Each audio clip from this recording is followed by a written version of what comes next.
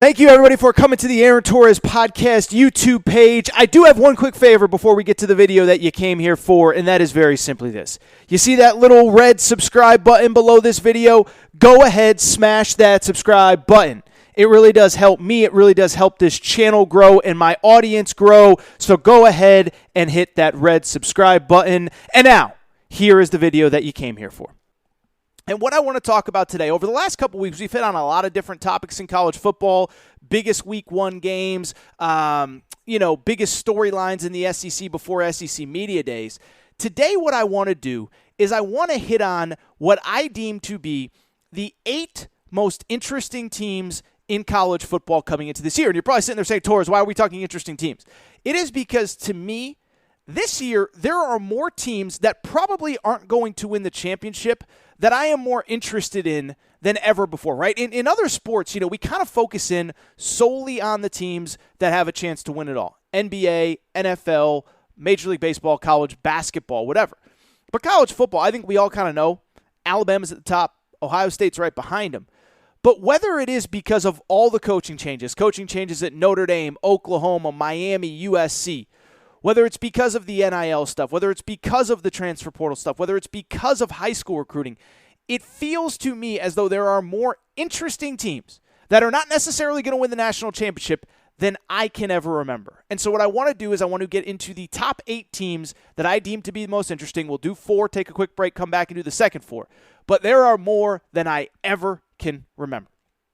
And so let's jump into it, and let's start with the number 1 most interesting team in college football. To me, it is, drumroll please,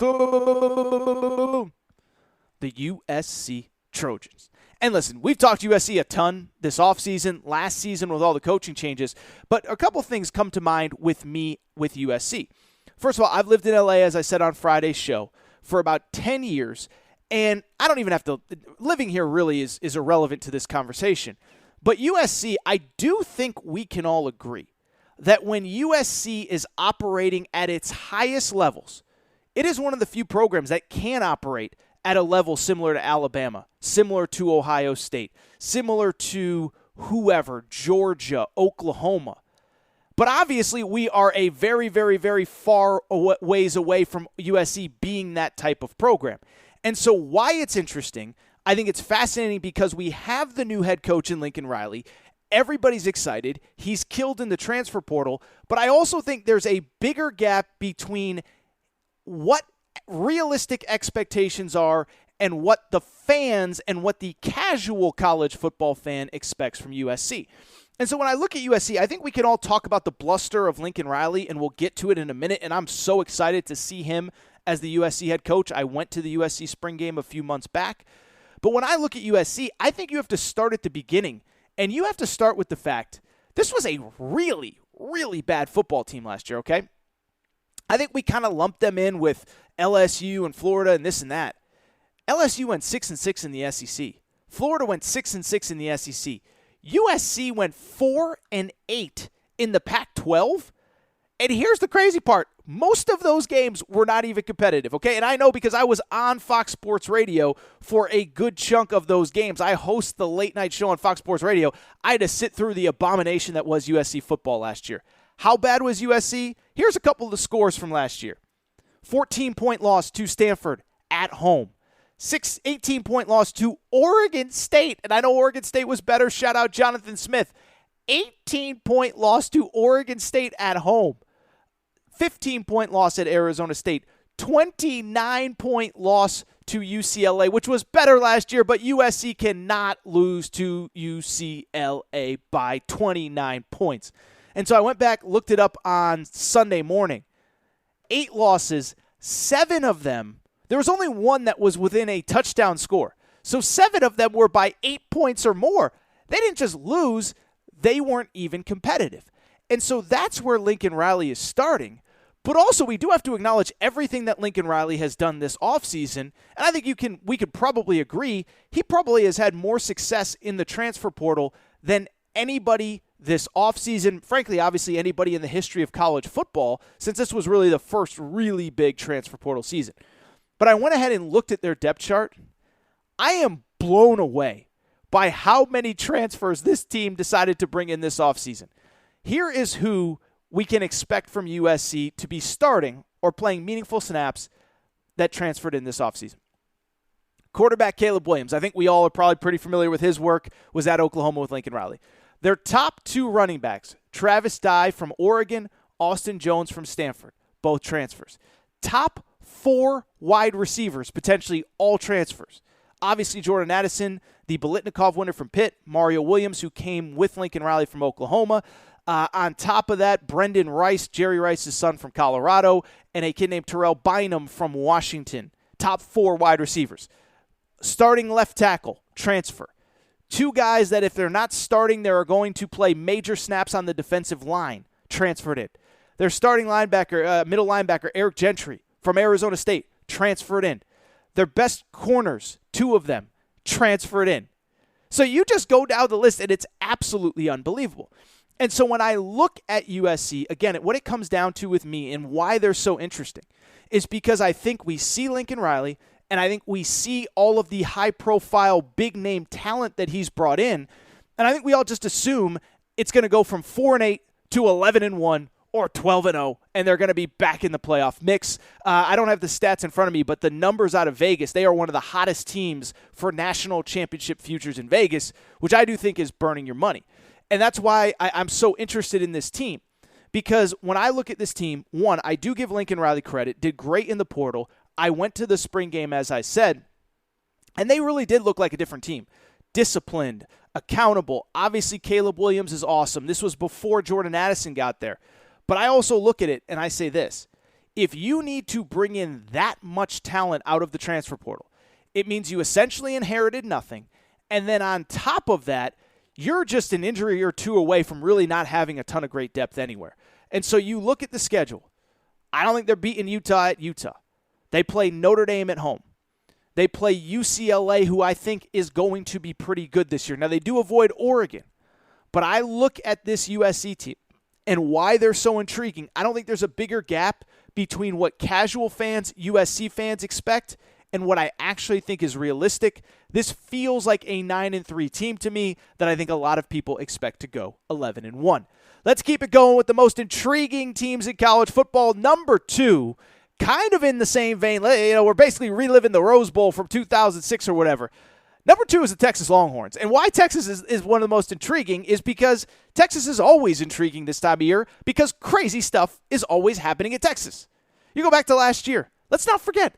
That place was Animal House. It was insane. 5-game losing streak in the middle of the season. They lose to Kansas in double overtime at home. Just an abomination. I think they gave up 50 points. They had a player recording a coach yelling at them on the bus that got leaked out. I think the player thought that he was going to be a hero for exposing the Texas coaching staff. Instead, pretty much everybody made fun of him and basically said how soft they were. Oh, by the way, we also had the assistant coach, Jeff Banks, whose girlfriend was a stripper who had a monkey as a pet that attacked somebody when they came to the house. Yes, that really did happen. I did not make that up. But it just speaks to how crazy Texas is. And so then you go into the offseason. We know Steve Sarkisian has to make a major overhaul. And the combination between the Texas brand, Steve Sarkisian's brand, maybe a little NIL, it, like USC, absolutely allowed Texas to completely flip over their roster this offseason. First of all, top 5 recruiting class in the country. I think the spots that were especially impressive for Texas, offensive line, 2 5-star offensive linemen, those are the kinds of guys that you need to compete at the highest levels of college football, but they're freshmen, right? On top of that, transfer portal, they're another one. This is going to be a big theme. Absolutely crushed it in the transfer portal. Brought in Quinn Ewers, who, we can do the song and dance about we don't know who the starting quarterback is. You don't bring in a 5-star former number 1 high school player in the class who played at Ohio State last year. You don't bring him in if you're not planning on playing him. So Quinn Ewers is in. Isaiah Nayor, a wide receiver from Wyoming who was all Mountain West, is in. Then you bring in 2 transfers from Alabama that played under Steve Sarkisian. Ajayi Hall, a wide receiver. Jaleel Billingsley, a tight end. Also Ryan Watts, a cornerback at Ohio State, from Ohio State. And so I think when everybody looks at Texas, they see the significant talent upgrade, the significant portal upgrade, but I see a couple different things. One, what I see is most of where Texas's help came from is not where they actually need help. It's a quarterback. It's a couple wide receivers. It's a tight end. Texas was awesome on offense last year. They didn't need help on offense. They needed help on the defensive side of the ball, and I don't know how much better they got there. 2, keep in mind, the 2 players who came from Alabama were very vocal, very public. What's the right word? Discipline problems. I mean, nothing. I'm not accusing anyone of anything, but just do a quick Google search. Those guys, Nick Saban kind of was up to here with them, and I know this is a audio podcast, but I'm doing the up to here thing with my hand over my head. 3, let's not forget this is still a program that had discipline issues, accountability issues in the springtime when one of their veterans basically said, we got too many young guys that think they've already made it. We've got too many young guys that want to be down on State Street down there in Austin having a good time rather than focusing on football. And so I get the excitement for Steve Sarkisian. I get the excitement for the Texas Longhorns. I also still see a program that's trying to build an identity, trying to build a culture, trying to build a team with the accountability of Alabama and Georgia and no entitlement or whatever. So I just find them to be very interesting. What I would also say is a couple other things. 1, they play Alabama in week 2. Remember, Alabama travels to Texas, week 2, maybe the biggest non-conference game in college football. What happens if Texas just gets embarrassed and annihilated in that game? What happens for the program? What happens for the talk around the program? And what happens for a bunch of guys that did not have success last year in the face of adversity? I'd be a little bit worried about that. What happens if they lose a couple games they shouldn't? Is this a team that can shake off a bad performance? To use coach speak, there are a lot of teams that let one loss turn into 2. In other words, you lose a game you shouldn't, and it just snowballs from there. Is this a team that can get past that kind of stuff? These are the things that I want to see. And what I would also say is this, and I'm not picking on Texas. I'm just saying this is why they're intriguing. Because you look at the schedule, I think they could be 10-2 very easily. But I think there's also this notion, first of all, it could just go off the rails. Nobody predicted them to lose to Kansas last year. Nobody predicted them to lose to West Virginia last year. Nobody predicted them to lose to Iowa State last year in the manner in which they did it in a year where Iowa State was disappointing. So it could go off the rails. It could be really good. It could go off the rails. Here's the other thing that I find interesting. I think there's kind of this notion that, they signed Arch Manning and everything's going to be fine, and that bought Steve Sarkisian time. Let's see if it bought Steve Sarkisian time if they're 4-5 going into the final few weeks of the regular season. Let's see if it bought Steve Sarkisian time if, they take another weird loss to West Virginia, to Kansas, if they get annihilated by Alabama 49-0. Remember, Arch Manning hasn't signed anything. It's easy to say, he bought Sark all this time. Well, Arch Manning is a smart kid. He's part of the Manning family. And they don't do anything dumb over there. And so if Texas is 4-5 or 3-6 or 3-2, whatever, and he feels like the program's going in the wrong direction, he will bail. I mean, he's not going to commit to a place that's a burning building. So that is why they're intriguing, because they could go 10-2. They could also have a scenario where if things fall apart, they fall apart in the most colossal way ever at Texas. I think they're somewhere probably more in like the 8-4 type range. They're not beating Alabama. I don't think they're beating Oklahoma, who I actually do like this year. And there's a couple other intriguing games, including Baylor late in the year, at Baylor, at Oklahoma State, things like that. Next team, most intriguing, number 3. How about the Nebraska Cornhuskers? And I talk about Nebraska all the time. I said it on the college football betting show, which if you're not subscribed, make sure to do so. But I've said it on this show. I've said it on that show. I do have a soft spot for Nebraska in my heart. Because when I first became a college football fan, I think most people in the early to mid-'90s, that watched college football in the early to mid-'90s, Nebraska was Alabama. I don't remember exactly the first year I started watching college football, but 3 out of the first 4 years I watched it, Nebraska won the national championship. And so to see their downfall has been surreal the last couple years. But then on top of that, last year specifically was just like, it was unbelievable to watch up close and in person. This was a team, I know everybody knows the stats, but I got to say it again. They went 3-9. They lost 9 games by 9 points or less. 8 games by 7 points or less. And on the season, They actually outscored their opponents, which is incredible to think about when you factor that they went 3-9 on the season. You look at who they lost to and how they lost, it was unbelievable, okay? So Nebraska, these are some of the losses that Nebraska had last season, and I know most of you know, but I got to go over this because it is absolutely incredible, okay? So they played Oklahoma. Oklahoma wasn't great last year, but they did win 10 games. Nebraska loses to them by 7 on the road. Nebraska loses by 3 on the road to Michigan State in overtime. Michigan State, of course, wins 11 games. Nebraska loses by 3 to Michigan, who made the college football playoff at home. They lose by 7 to Iowa, who won the Big Ten West in a game that they had the lead going into the fourth quarter. They lose by 7 at Wisconsin. They lose by 9 to Ohio State, and they were driving late in the fourth quarter to take a lead before there was some weirdness. Ohio State goes the other way, scores to put the game away. And so this is why they're the most fascinating, because on the one hand, it was a disaster. On the other hand, I mean, they were really a couple plays away from being at worst 6-6 and at best like 7-5, 8-4 last season. To Scott Frost's credit, I'll also say this. He, like the other guys that we've mentioned, really good in the portal this offseason. You look at some of the guys that Nebraska brought in, just really talented players. Casey Thompson, quarterback that started his career at Texas. People forget Casey Thompson actually led the Big 12. Led the Big 12 in pass touchdowns last season. They brought in, on top of him, Trey Palmer, wide receiver from LSU, former 4-star. Marcus Washington, wide receiver, Texas. O'Shawn Mathis, maybe the best defensive player out of the portal. Everyone thought he was going to Texas. He went to TCU, goes to Nebraska instead. Kane Williams, a safety from Alabama. So disappointing year last year. Just not even disappointing is not even the right word. It was just like an unbelievable, just how do you even deal with this season last year? Crushing the portal. But we know what's at stake for Scott Frost. And by the way, credit Scott Frost as well. He made changes on his coaching staff. He is no longer calling plays. Mark Whipple, the offensive coordinator from Pitt, was brought in to handle that.